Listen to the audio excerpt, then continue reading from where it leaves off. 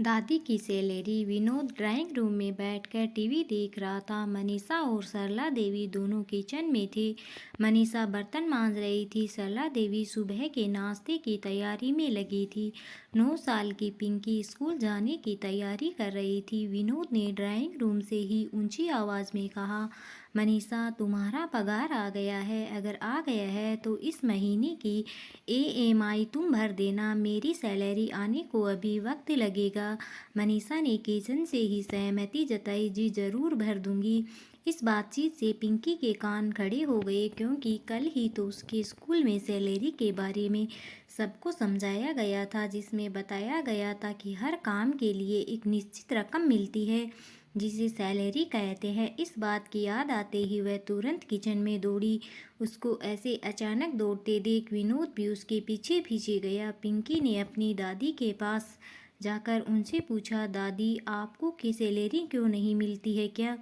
विनोद और मनीषा एक दूसरे की तरफ देखकर मंद मंद मुस्काए। सरला देवी ने पिंकी को समझाते हुए कहा, बच्चा, तुम्हारे मम्मी पापा ऑफिस जाते हैं, इसलिए उन्हें सैलरी मिलती है। मैं तो घर पर ही रहती हूँ ना, इसलिए मुझे सैलरी नहीं मिलती। पिंकी को यह बात कुछ समझ नहीं आई, तो वह बोली, दादी, आप भी तो कितना सारा काम करती है। सुबह जल्दी उठकर नाश्ता बनाना, खाना बनाना, पूरे घर की साफ सफाई करना, कपड़े धोना, मुझे ट्यूशन पढ़ाना और बाजार जाकर राशन लाना और तरकारी लाना, और भी पता नहीं क्या क्या। आपके इन्हीं सभी कामों की वजह से तो पापा और मम्मी निश्चित होकर काम पर जा पाते हैं, और मैं भी स्कूल में अच्छे नंबरों से पास हो पाती हूँ। तो क्या इन कामों की कोई वैल्यू नहीं है? पिंकी की बातें सुनकर कुछ पलों के लिए सब शांत हो गए। 9 साल की एक छोटी सी बच्ची जो सोच रही थी वह गलत नहीं था। विनोद और मनीषा के पास इसका कोई जवाब नहीं था, मगर सरला देवी के पास था। वह बोली, किसने कहा मुझे सैलरी नहीं मिलती? मुझे पैसों के रूप में, कागजों के रूप में सैलरी नहीं मिलती, लेकिन मुझे जिस रूप में सैलरी मिलती है उसकी कीमत कोई नहीं आंक नहीं सकता।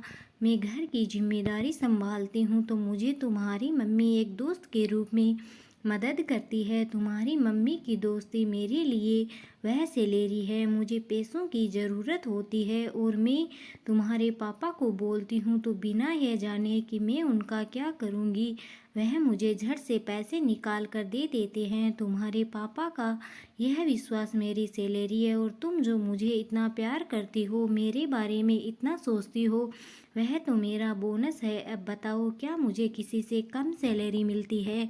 दादी की बातें सुन पिंकी खुश होकर दादी के गले से लगते हुए बोली, अरे वाह दादी, आप तो बहुत अमीर है। सबके चेहरों पर बड़ी मुस्कान आ गई। मनीषा सरला देवी के पास आई, उनका हाथ पकड़कर बोली, मम्मी जी, हमने कभी इस बारे में सोचा ही नहीं, लेकिन आपको कभी इस बारे में विचार नहीं आता कि आपको भी सैलरी मिलनी चाहिए? कभी कभार वह भी जब तुम लोगों को कुछ खरीद कर देना होता है, तब थोड़ा सा बुरा लगता है। सरला देवी ने हिचकिचाते हुए कहा। पिंकी बीच में ही बोल पड़ी, तभी तो मैं आपसे कह रही थी, दादी, आप ट्यूशन शुरू कर दीजिए। विनोद और मनीषा सरला देवी की तरफ देखने लगे। ये क्या मांझ रहा है मम्मी? विनोद ने पूछा। अरे कुछ नहीं बेटा, ये पिंकी तो बस बातें बनाती है। सरला देवी ने बात को टालने की कोशिश की। नहीं पापा, मैं आपको पूरी बात बताती हूँ। मेरी फ्रेंड रिंकू है ना, उसकी मम्मी एक बार मुझसे पूछ रही थी कि तुम हमेशा क्लास में अव्वल आती हो, हर विषय में अच्छे मार्क्स आते हैं, तुम कौन सी ट्यूशन क्लास से ट्यूशन लेती हो, मुझे भी बताओ, ताकि रिंकू को भी वहीं भेज सकूँ। जब मैंने उनसे कहा कि मुझे तो मेरी दादी ही पढ़ाती है, तो उन्हें बहुत आश्चर्य हुआ। फिर अगले दिन तो वह हमारे घर ही आ गई थी, और दादी से मिलकर उन्हें रिंकू और उसके साथ 3-4 और बच्चों को ट्यूशन देने के लिए कह रही थी, लेकिन दादी ने मना कर दिया। दादी हाँ भी कैसे करती, उनके पास दिन भर इतना सारा काम जो रहता है। पिंकी ने सारी बात खुलकर कही। विनोद बोला, अरे माँ, आपको ट्यूशन पढ़ाना चाहिए, ये बात तो पक्की है कि आप पढ़ाती बहुत अच्छा है। देखिए, मुझे भी तो आपने ही पढ़ाया था, उसी की बदौलत में इतनी अच्छी नौकरी पर हूँ आज, और रही बात घर के कामों की तो हम उसके लिए एक काम वाली रख देंगे। आप अपना वक्त ट्यूशन पढ़ाने के लिए दीजिए। सरला देवी ने थोड़ी आनाकानी की, लेकिन बेटा, बहू और पोती ने मिलकर उन्हें आखिरकार ट्यूशन चलाने के लिए मना ही लिया। एक महीना बीत गया। सरला देवी ने उनके बहू, बेटे और पोती को एक अच्छे रेस्टोरेंट में अपने पैसों से खाना खिलाया। उस दिन सरला देवी की आंखों में रिश्तों की कमाई के साथ अपनी पहली कमाई की खुशी और संतोष चमक रहा था। दोस्तों, माना कि जीवन में पैसा ही सब कुछ नहीं होता, लेकिन थोड़ा सा पैसा जो अपनों के लिए खर्च किया जाए और उससे जो खुशी मिलती है, उसकी बात ही कुछ और होती है। कहानी अच्छी लगे तो लाइक कमेंट करके ज़रूर बताएं। धन्यवाद।